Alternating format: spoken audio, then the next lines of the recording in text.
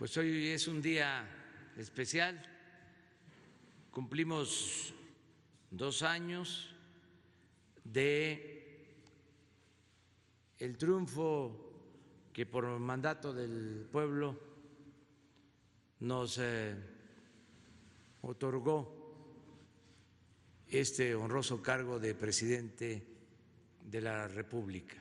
2 años de esa elección histórica.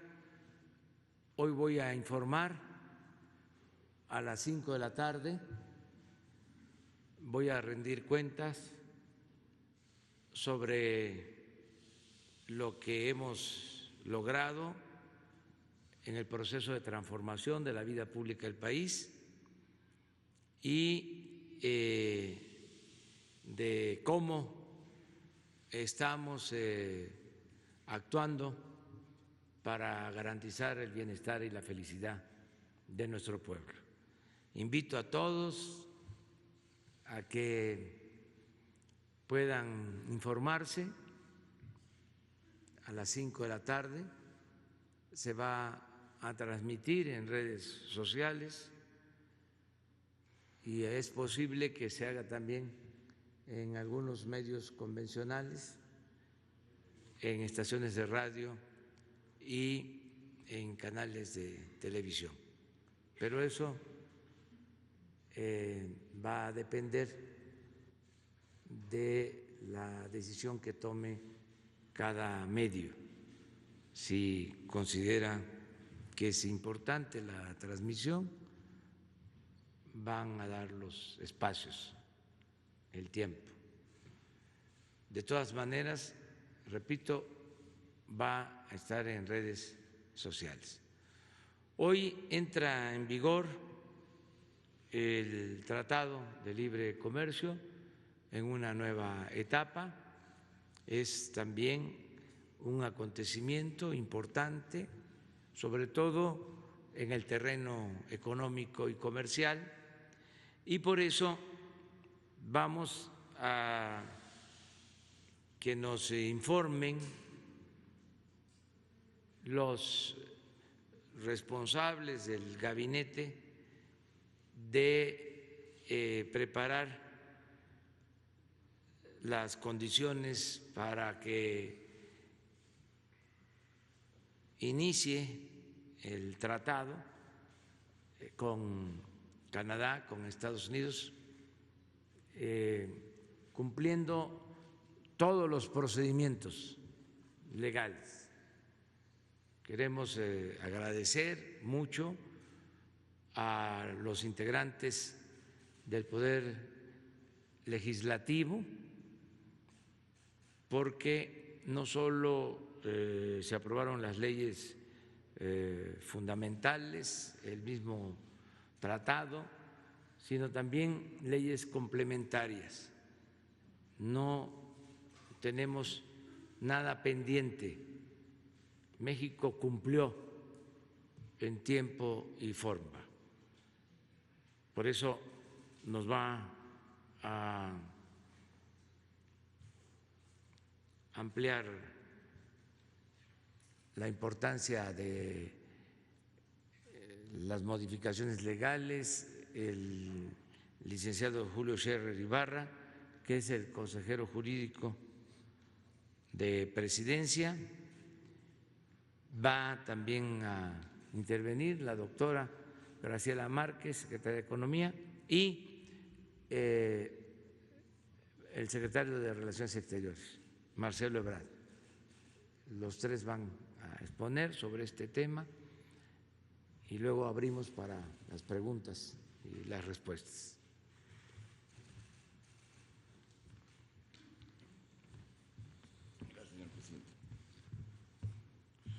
Muy brevemente, las leyes que se tuvieron que modificar para dar nueva vida a este nuevo tratado. El 29 de junio de 2020 se publicó en el Diario Oficial de la Federación el decreto que promulga el protocolo en el que se sustituye el Tratado de Libre Comercio de América del Norte, suscrito por México, Estados Unidos y Canadá. En este decreto se establece, de conformidad con los acuerdos entre los tres países, la entrada en vigor del tratado a partir del 1 de julio de este año. Para ello, el Congreso de la Unión aprobó 3 nuevas leyes, reformó 3 más y abrogó el mismo número. Las leyes que se aprobaron: el 29 de marzo, el Congreso de la Unión aprobó la nueva Ley de Impuestos Generales para la Importación y Exportación y la Ley de la Reforma Aduanera. El 30 de junio, el Congreso de la Unión aprobó la expedición y reforma de las siguientes leyes: nueva Ley Federal de Protección a la Propiedad Industrial y abrogación de la Ley de Propiedad Industrial, nueva Ley de Infraestructura de la Calidad y abrogación de la Ley Federal sobre Meteorología y Normalización, reformas a la Ley de Derechos de Autor, reformas al Código Federal Penal vigente y, de conformidad con el artículo 72, fracción A de la Constitución Política de los Estados Unidos Mexicanos, el Ejecutivo Federal decretará y publicará el día de hoy todo lo que sea conducente a este tratado. Es todo, señor presidente.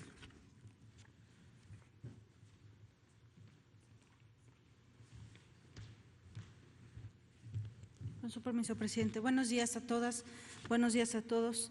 Es para mí un gusto estar aquí para recordar que el primer minuto de este día, el 1 de julio de 2020, entra en vigor el Tratado Comercial entre México, Estados Unidos y Canadá. Se trata de una continuidad y al mismo tiempo una modernización de lo que había estado vigente desde el 1 de enero de 1994, el Telecán. En ningún momento dejamos de tener en estos meses de negociación e implementación, no dejamos de tener esta relación comercial con los Estados Unidos y Canadá basados en un tratado, sino que por el contrario, a medianoche se sustituye un tratado por el otro. El TEMEC, como sabemos, es el resultado de un proceso de modernización del tratado que teníamos vigente, que permitió actualizar las reglas, unas reglas que nos permitirán hacer frente a los retos del siglo XXI. La parte que se moderniza es una parte que incorpora nuevos aspectos y hay una parte muy significativa que en la actualización de las reglas incluye nuevas áreas, nuevos capítulos que contemplan aspectos que no habían sido considerados en el Telecán y que le dan un toque distintivo muy significativo al TEMEC. ¿Cuáles son estas nuevas áreas? Tienen que ver con capítulos de mejora regulatoria, capítulos de impulso a las pequeñas y medianas empresas, un capítulo muy importante que se alinea con una política del gobierno del presidente López Obrador, que es un capítulo sobre anticorrupción, la protección al medio ambiente, la inclusión de los derechos de los trabajadores y en general políticas de facilitación comercial, es decir, permitir que este flujo, esta integración comercial que tenemos con nuestros socios de América del Norte sea mucho más fluida.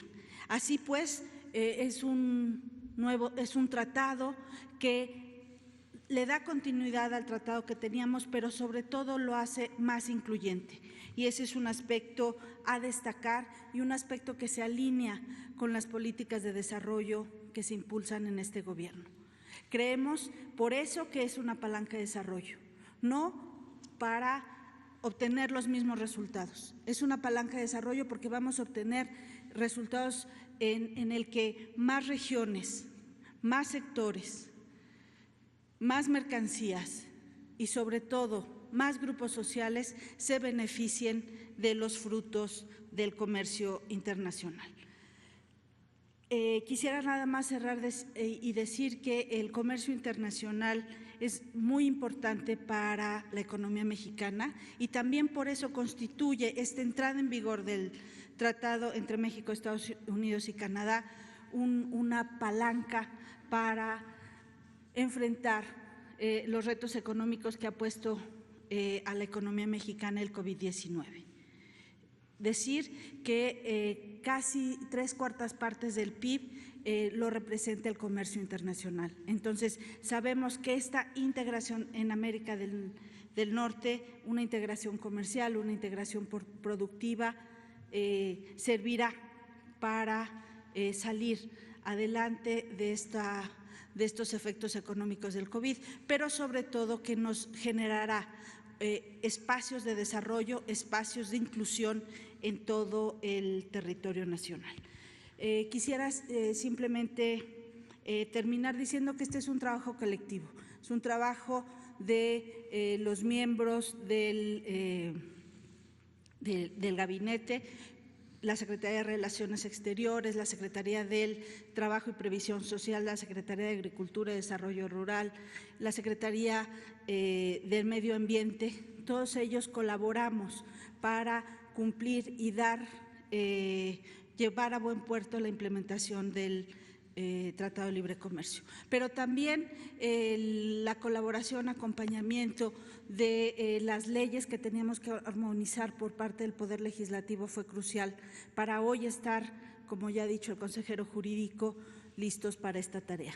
A mí nada más me resta agradecer al extraordinario equipo de la Secretaría de Economía, encabezado por la subsecretaria Luz María de la Mora, todo su equipo y todos los demás participantes, el director general del INPI, Juan Lozano, el director general de normas, Alfonso Guati, el enlace jurídico, Edwin Ramírez, y todo el equipo que en los últimos 6 meses estuvimos trabajando en hacer este día posible.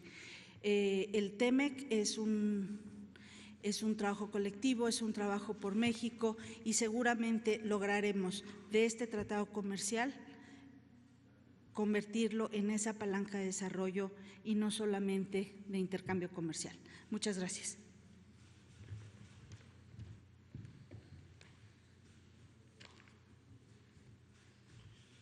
Con su permiso, señor presidente. Bueno, si se me permite, en primer lugar, felicitar al pueblo y al gobierno de Canadá hoy en su Día Nacional, que entra en vigor también este tratado. Felicitarnos a los 3 países. Breves reflexiones que quisiera compartir con ustedes. Hace 2 años, hoy son 2 años del triunfo histórico que ya mencionó el señor presidente de la República, se pensaba que este tratado era casi imposible, que era muy improbable que se llegara a él. Pero si además nos hubiésemos hecho la pregunta hace 2 años, ¿se podrá lograr un tratado así que además implique una mejora sustantiva en los ingresos de los trabajadores en México? ¿O el tratado va a seguir siendo fundamentado en bajos salarios, como pasó en los últimos años, en su primera etapa de este tratado? Si se hubiese preguntado, ¿será factible mantener la autonomía en materia energética o no? ¿O vamos a una integración energética en Norteamérica? ¿Será factible que el tratado establezca un mecanismo que nunca se ha aceptado o pocas veces se ha aceptado, que casi nunca se ha aplicado en la relación entre ambos países, particularmente Estados Unidos y México, que son los paneles? Seguramente ustedes y quienes nos ven el día de hoy habríamos contestado: es imposible. Entonces, el día de hoy estamos en la entrada en vigor de un tratado que significa una apuesta para el desarrollo futuro de México basado en salarios competitivos y en que el trabajo gane, basado en mecanismos que no se habían aplicado para resolver controversias o diferencias entre los 2 países, los paneles. y como ya lo dijo aquí la Secretaria de Economía, basado en la certidumbre sobre el largo plazo para México. Entonces es un hecho mayor y por eso estamos hoy aquí. Y por eso el señor presidente de la República, en llamada con el presidente Donald Trump, llamada que ustedes recordarán se hizo con motivo de la pandemia para solicitar a Estados Unidos su respaldo para poder acceder al mercado de ventiladores en ese momento muy, muy difícil. Le comentó al presidente Donald Trump, en la visión de México este es un logro mayor. Quiere decir algo muy significativo para nuestros países, más allá de nuestros gobiernos. Y por lo tanto sería bueno, sería importante procurar encontrarnos con motivo de la entrada en vigor del tratado. Es una nueva etapa en la relación entre los tres países, por lo que acabo de explicar. Y lo mismo hizo, misma referencia hizo con el primer ministro Trudeau. En ese caso, no proponiéndole un encuentro en presencia, porque el 1 de julio, como ya dije, hoy, es la fecha nacional del Canadá, pero sí algún tipo de celebración, conmemoración, si es que se llevase a cabo el día de hoy. Bueno, pues esa fue la propuesta de México por la visión que acabo de decir. México ha sido un promotor importante de lo que hoy nos congrega, de esta entrada en vigor de un tratado que nos da certidumbre en las próximas décadas. Y pensamos, y piensa el presidente López Obrador, que vale la pena promoverlo, consolidarlo, expandirlo, porque vamos a vivir un mundo, y lo estamos viviendo no solo por el COVID, que es de suyo ya un reto muy grande, sino por la incertidumbre y las tensiones que estamos viendo en el mundo. Es un mundo diferente, cada vez muy, muy distinto a lo que habíamos pensado hace unos años. Hoy hay tensiones comerciales muy serias, hay competencias muy fuertes, nuevas, más difíciles de resolver. También por eso México propuso a Jesús Seade, que tuvo mucho que ver con lograr lo que hoy conmemoramos, celebramos, este nuevo tratado, para la Organización Mundial del Comercio, porque en el mundo tenemos un problema mayúsculo. Es más, ni siquiera estamos de acuerdo en cómo ponernos de acuerdo cuando hay diferencias. Bueno, entonces, ha sido esa la posición de México, va a seguir siéndola. Ese es el interés estratégico.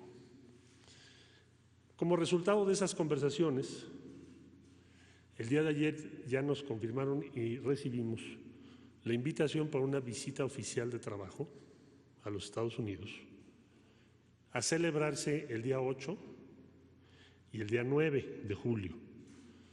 El programa y sus detalles, desde luego, los daremos a conocer en cuanto los tengamos ya terminados, pero la esencia de esta visita responde a lo que hoy estamos presenciando, que es la entrada en vigor de este tratado. Hay desde luego muchos temas, con Estados Unidos siempre los habrá, y también con Canadá.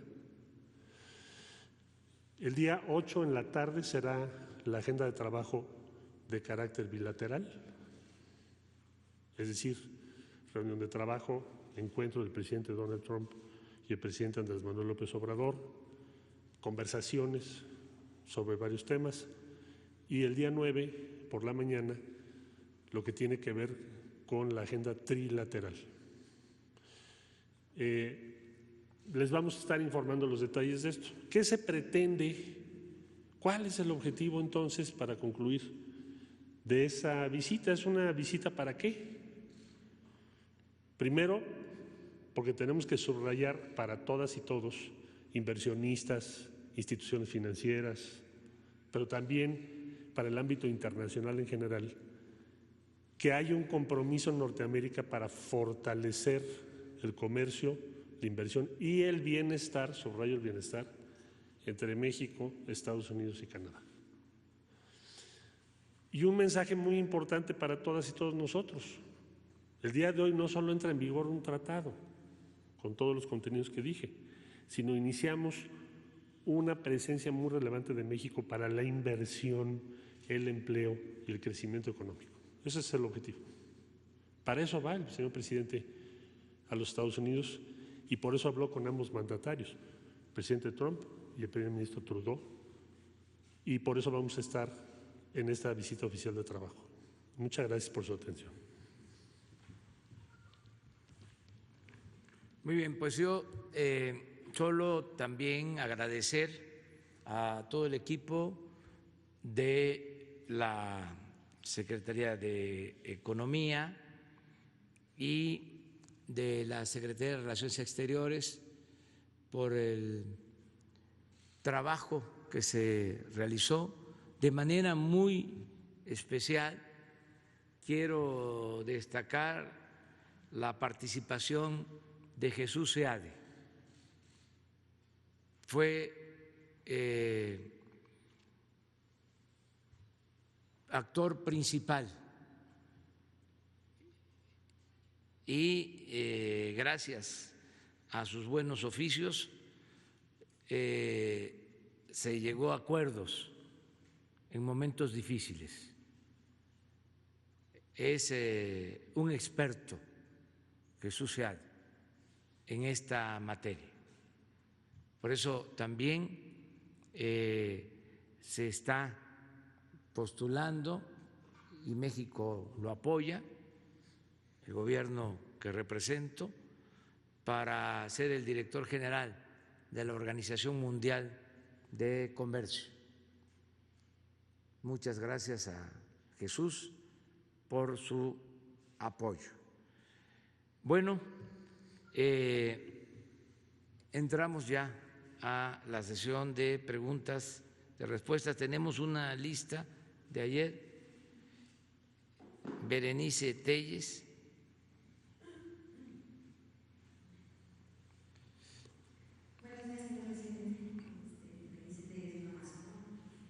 Bueno, pues mi pregunta tiene que ver con pues este segundo aniversario de pues el éxito de este movimiento que lo llevó a la presidencia.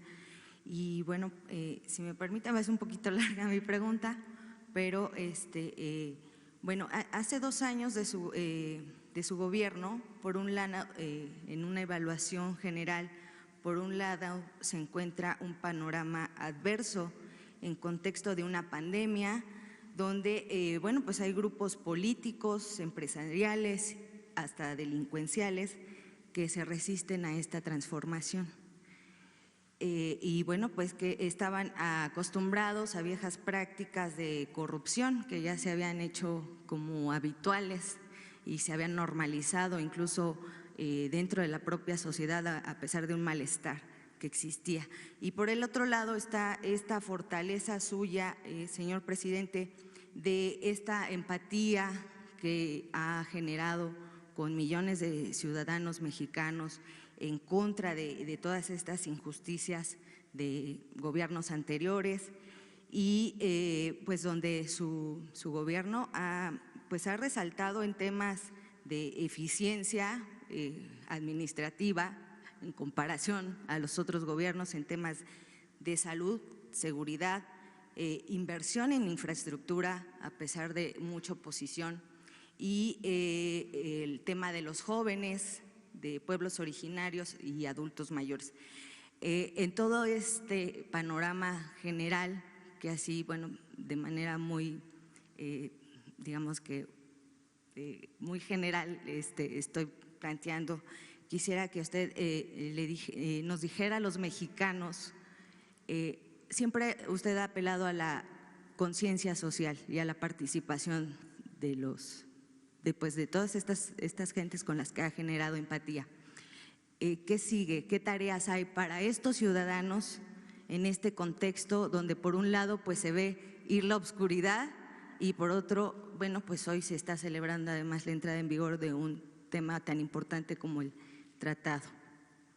Esa es mi pregunta. Pues estamos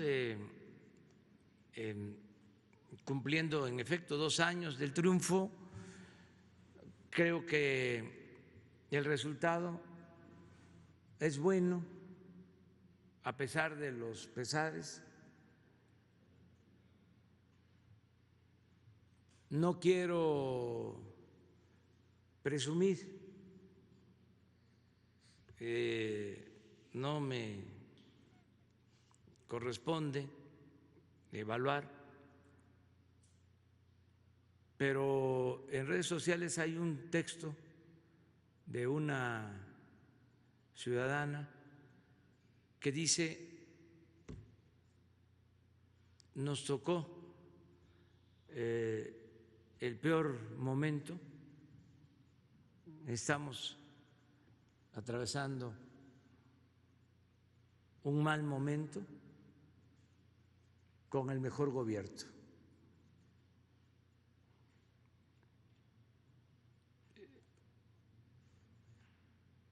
Eso es lo que muchos piensan. Yo creo que el resultado es bueno. Las mismas encuestas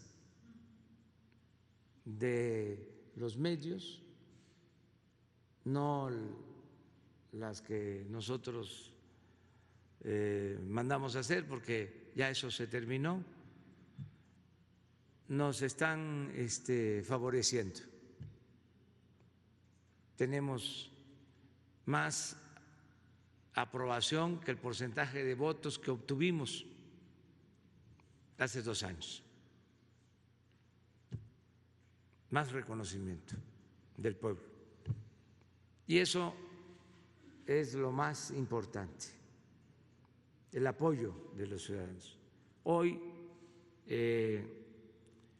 también, después de informar, voy a agradecer el que me estén refrendando la confianza millones de mexicanos y reiterar el compromiso de no traicionar al pueblo, de no fallarle al pueblo de México. Acerca de el futuro, del porvenir, creo que nos va a ir bien, estoy optimista. Ayer lo comentaba, siento que ya pasó lo peor, tanto por la pandemia como por la crisis económica, que ya se ve que la pandemia está perdiendo fuerza, hay datos, elementos para sostenerlo, así lo han dado a conocer los médicos, los especialistas que están constantemente informando, y en lo económico lo mismo. Ya tocamos fondo. Les decía yo que el peor mes para la economía fue abril, desde luego mayo también fue un mes difícil, el mes de junio, pero con menos efectos negativos para la economía nacional y para la economía de la gente, para la economía popular. Y espero que a partir de hoy, julio, agosto, septiembre, octubre, noviembre, diciembre, el semestre que sigue sea de recuperación. Todavía en el trimestre abril, mayo, junio se va a reflejar la caída, esto porque se van a dar a conocer resultados por el INEGI sobre crecimiento económico, sobre todo, y se va a registrar ahí la caída de la economía, pero vamos hacia arriba, vamos saliendo. También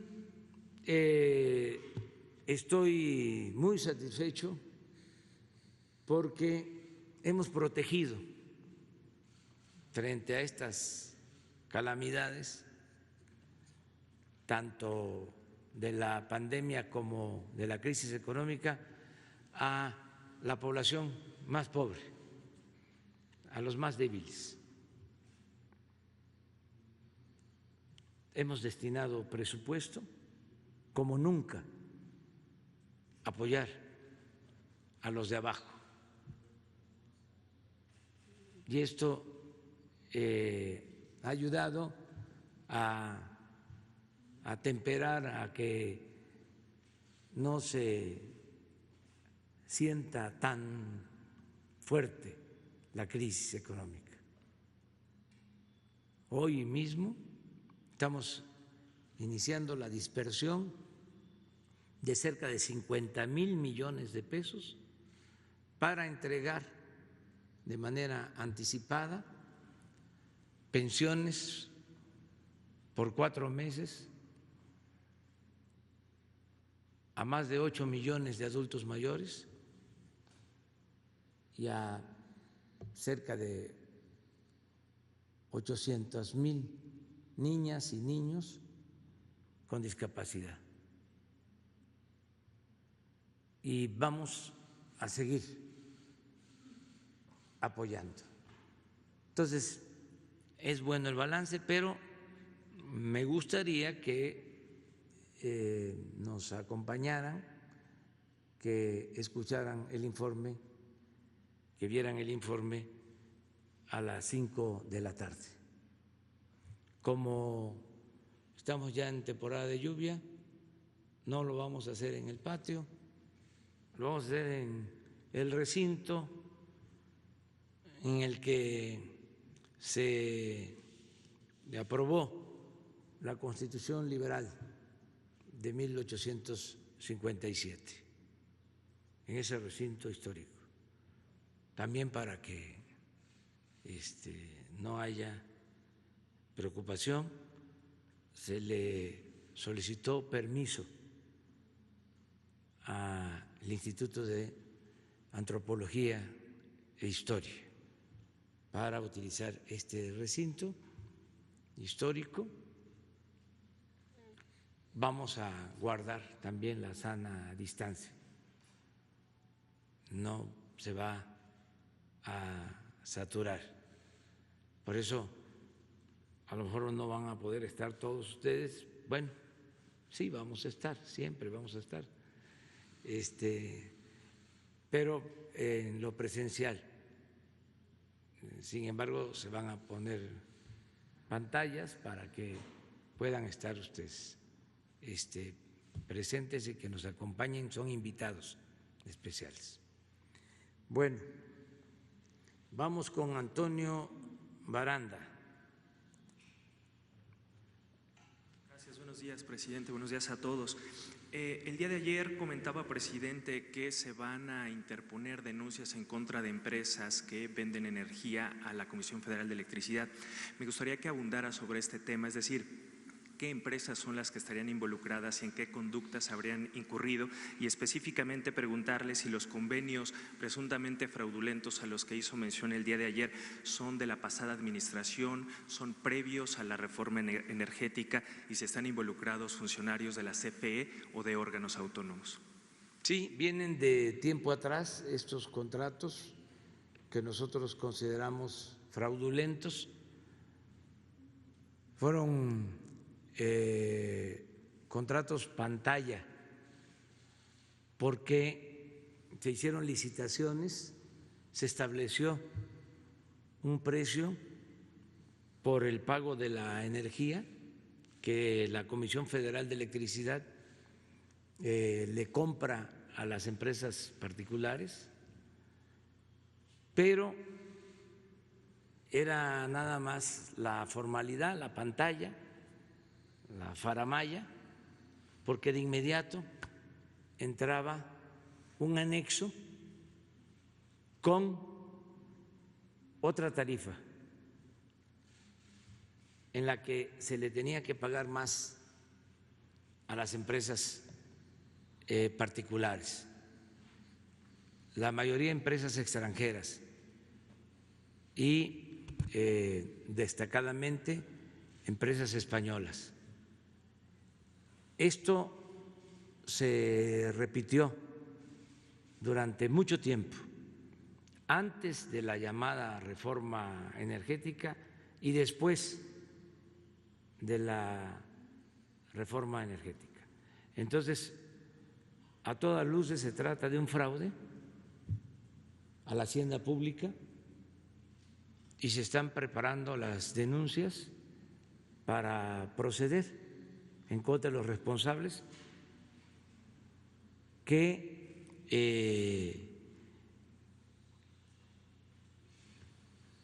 deben considerarse en estas acusaciones a funcionarios de la Comisión Federal de Electricidad y a los dueños, accionistas de estas empresas. Funcionarios de la Comisión Federal de Electricidad, consejos de administración, si ellos dieron estas autorizaciones, y los que resulten responsables. ¿Hay órganos autónomos en este ramo? ¿Hay, presidente? Si participaron, sí. Si avalaron este tipo de fraude. Entonces, lo que queremos es ponerlo de manifiesto, que la gente lo sepa, porque se engañó durante mucho tiempo al pueblo, hablando de que se le daba subsidio a los consumidores, cuando el subsidio se le entregaba a estas empresas, cosa que no sucede en ningún país del mundo. Subsidio no solo por pagarles altas tarifas, subsidios también por no cobrarles el costo de la distribución de la energía eléctrica, el uso de las líneas de transmisión de energía eléctrica, y también subsidio porque se permitía que, aunque no entregaran el 100% de la energía, aunque entregaran el 40%, se les pagaba el 100%. Entonces, todo eso es lo que se va a ventilar, que quede completamente claro, que todos lo entendamos. Afortunadamente, ahora hay esta posibilidad de informar. No lo voy a decir hoy en el informe, pero lo digo ahora. Esto es totalmente nuevo, esto es parte de la transformación, el que todos los días estemos informando. Nunca se había garantizado tanto el derecho del pueblo a la información como ahora. Entonces, vamos a explicar en qué consistían estos contratos, porque no es un asunto nada más jurídico o de tribunales, es un asunto que tiene que ver con la moral pública, que tiene que ver con la corrupción y que no podemos nosotros ser cómplices, mucho menos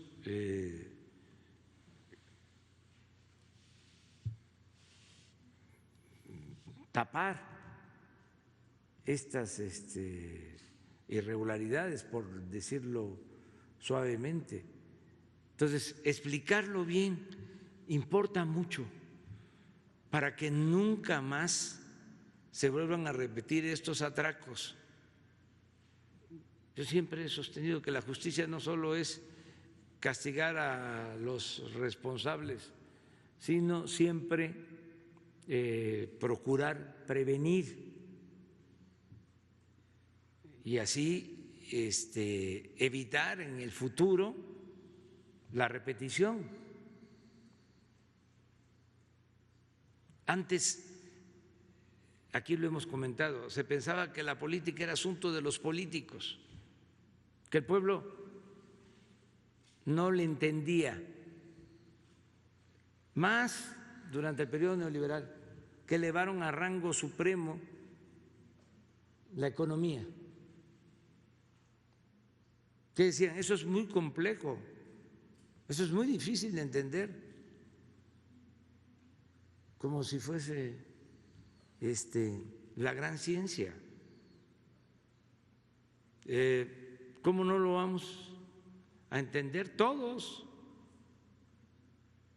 Si cada ciudadano es un economista, sobre todo, imagínense lo importante de las mujeres economistas que tienen que administrar el escaso presupuesto familiar. Muy buenas economistas, millones de economistas, las familias mexicanas. Entonces, vamos a explicar eso, porque antes era para el círculo rojo, nada más.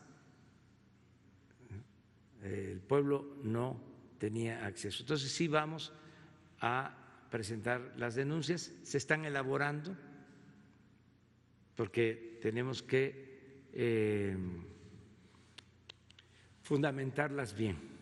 Y si me permite un segundo tema, presidente, el día de ayer el fiscal general decía que en el estado de Guanajuato se vive un infierno de violencia y anunciaba una investigación en contra del fiscal del estado por el último operativo en el que fueron detenidos familiares de un presunto capo y integrantes del cártel de Santa Rosa de Lima. Desde su punto de vista, ¿se vive en el estado de Guanajuato este infierno de violencia que hace mención el fiscal? Y si considera que es conveniente que se investigue al fiscal estatal. El gobernador de Guanajuato ha señalado en las últimas horas que le ha preguntado a usted directamente si tiene algún problema con el fiscal del estado y que usted le dijo en corto que no lo tiene. Por eso mi pregunta, si considera que es conveniente que se investigue a este fiscal y eventualmente fuera. Es que no es un asunto personal, es que están mal las cosas en Guanajuato en cuanto a la impartición de justicia. Y sobre todo impera la violencia en el estado. Yo les he comentado que de todos los homicidios que se cometen en el país, del 15 al 18% se llevan a cabo en Guanajuato. Es un asunto completamente atípico. Son muchos homicidios. Ayer les voy a mostrar, es de los días con menos homicidios en el país, claro. Han habido días más bajos en homicidios, afortunadamente. Pero aún ayer, que fueron pocos, o estuvo abajo de la media el número de homicidios, primer lugar Guanajuato. A ver, pongan. Esto es lo que está pasando.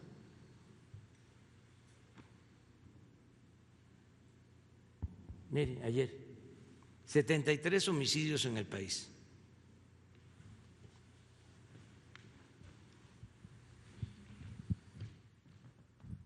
7 estados sin homicidios.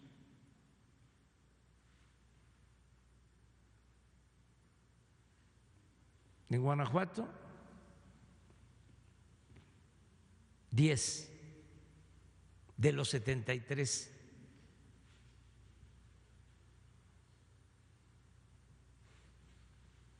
%.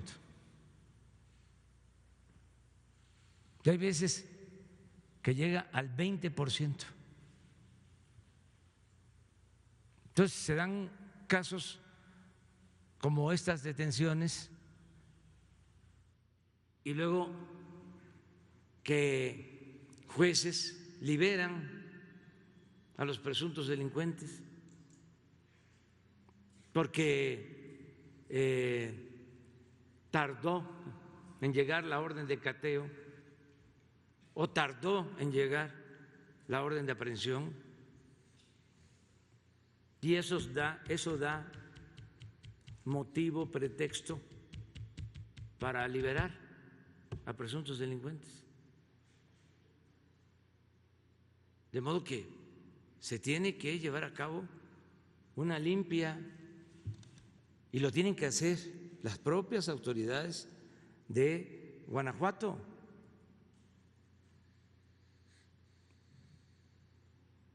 Porque no está bien. El pueblo de Guanajuato no merece vivir en la zozobra, en vilo, por la violencia.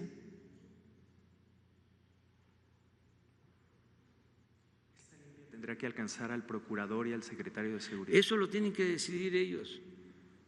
Pero una autoridad que lleva 12 años en el cargo y que tiene estos resultados, es como si no me aprobaran como presidente y yo alegara de que me eligieron hasta el 24 y me quedo campante cuando la gente no me respalda. ¿Dónde está la democracia? ¿No es el pueblo el que manda?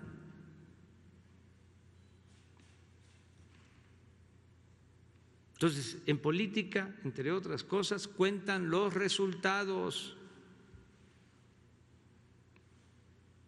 Entonces, es un llamado a las autoridades de Guanajuato de manera respetuosa de su soberanía para que tomen cartas en el asunto.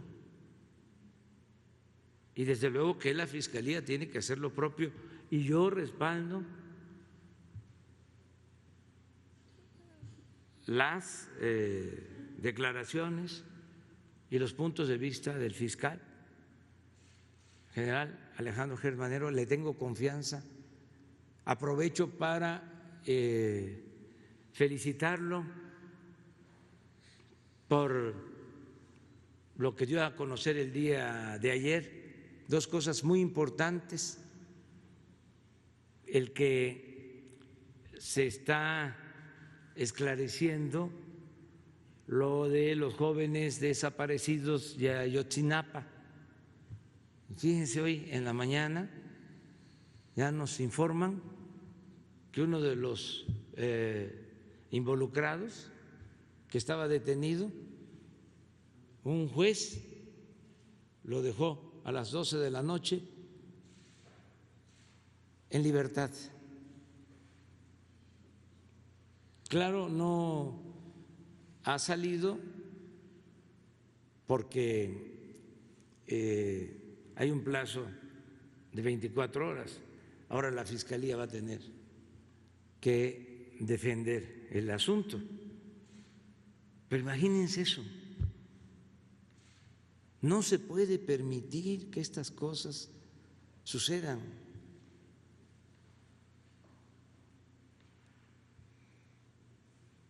¿Qué alegan siempre? Está mal integrada la averiguación. El caso de Ayotzinapa es un asunto de Estado.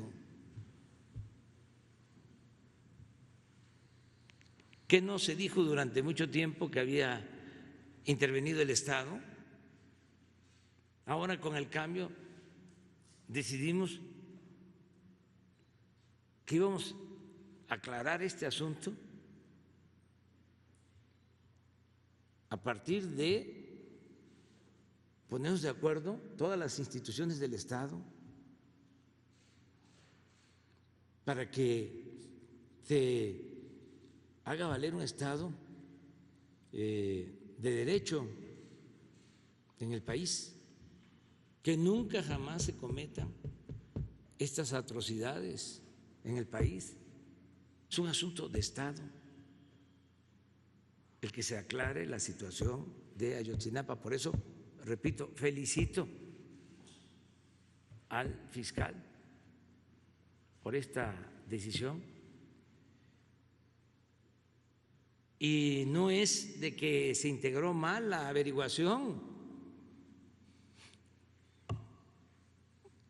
Si se trata de un asunto de justicia, porque no se puede nada más apelar al derecho y hacer a un lado la justicia.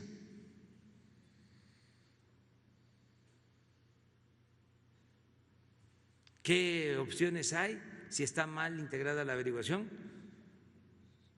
Pues que el impartidor de justicia proponga que se reponga el procedimiento, pero no utilizar una deficiencia en el caso de que se haya presentado como pretexto para dejar en libertad a un presunto delincuente. Eso se tiene que terminar,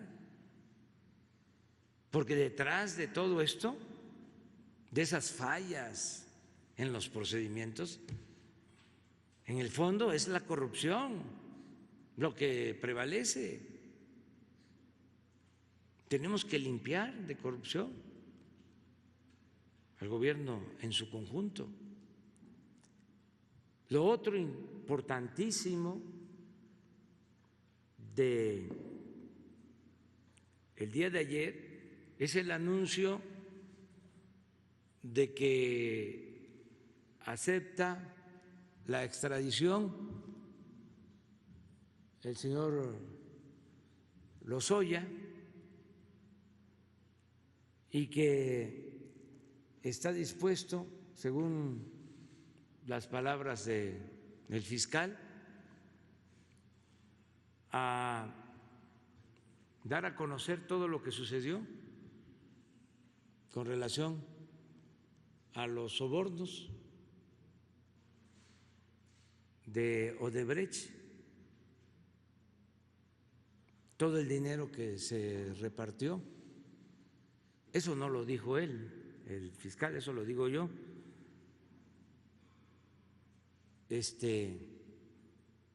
Todos los involucrados, eso va a ayudar muchísimo a lo mismo, a que no se vuelvan a cometer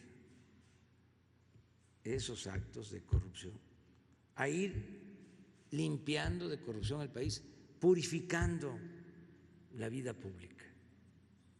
Entonces, son momentos estelares. Estamos en el terreno de lo inédito, de algo nunca visto. Entonces, qué bien que con hechos se está demostrando que no hay corrupción y no hay impunidad. Entonces, esto aplica para todos. Delincuencia común, delincuencia organizada y delincuencia de cuello blanco. Presidente, si me permite, dos temas más adicionales. Uno, si hay posibilidad de un reforzamiento de las fuerzas federales en el estado de Guanajuato por este escenario de violencia que se vive ahí, y si el canciller nos pudiera comentar si en esta agenda trilateral del segundo día de la visita de trabajo del presidente podría participar el primer ministro de Canadá. Sí, estamos apoyándonos en las Fuerzas Armadas para garantizar la paz en Guanajuato, pero hay un asunto muy complejo porque se dejó crecer, está muy arraigado, hubo tolerancia durante mucho tiempo. Por eso, cada vez que se quiere detener a alguien, hay incluso movilización de personas. Hay una red de base, una base de personas que ayudan. Aprovecho para llamarlos a que no continúen con esas actividades, porque se tiene información de que hay nóminas en donde se paga. Entonces, antes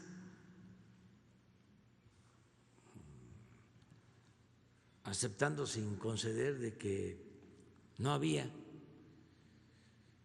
ingresos, pues se veían obligados, sobre todo los jóvenes, a tomar esa actitud de apoyo, de lo que comúnmente se le llama halcones, de estar informando y estar protegiendo a la delincuencia. Pero ahora hay otras opciones, hay alternativas, se está apoyando a la gente, se está apoyando a los jóvenes. Entonces, ojalá y ya no se participe apoyando a estos grupos que causan daño a la población, a la sociedad. Entonces, sí va a seguir interviniendo el gobierno federal, nos van a seguir ayudando de la Guardia Nacional y tenemos que darle protección a la gente, no van a quedar en el desamparo. O sea, vamos a continuar con presencia en Guanajuato hasta lograr la paz, la tranquilidad. Acerca de la visita del primer ministro de Canadá, todavía no responden. Tengo entendido, bueno, mejor lo explica. Sí, señor. Bueno, no, muy brevemente, bueno, corresponde al gobierno de Canadá tomar su determinación, su decisión, anunciarla. Lo que nosotros diríamos es, desde luego México ve con mucha simpatía que se pueda llevar a cabo y que se tenga la participación de Canadá, porque somos los tres países los que hoy pues celebramos y participamos en la entrada en vigor del nuevo tratado. Entonces, suponemos que en el transcurso de las próximas horas, y si no días, el gobierno de Canadá dará a conocer cómo va a participar, si va a participar o no, y sus decisiones. Pero celebraríamos mucho que estén en este encuentro entre los tres países.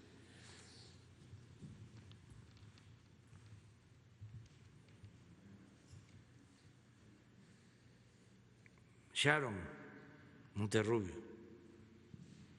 Gracias, buenos días. De Canal 14 del SPR.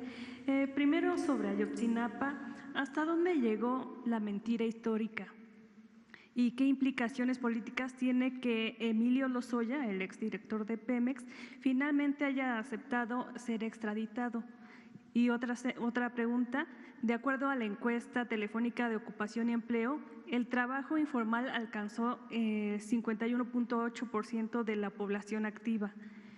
Considera más bien que es suficiente los apoyos que otorga el gobierno, y cuáles serían los perfiles que están pendientes por atender, además de qué manera el TEMEC apoya en la situación de mejorar los empleos. Sí, en el caso de la cuestión económica, de lo que preguntaste al final, Estamos atendiendo a quienes se buscan la vida como pueden, en la calle, de manera honrada, pero esto hay que decirlo.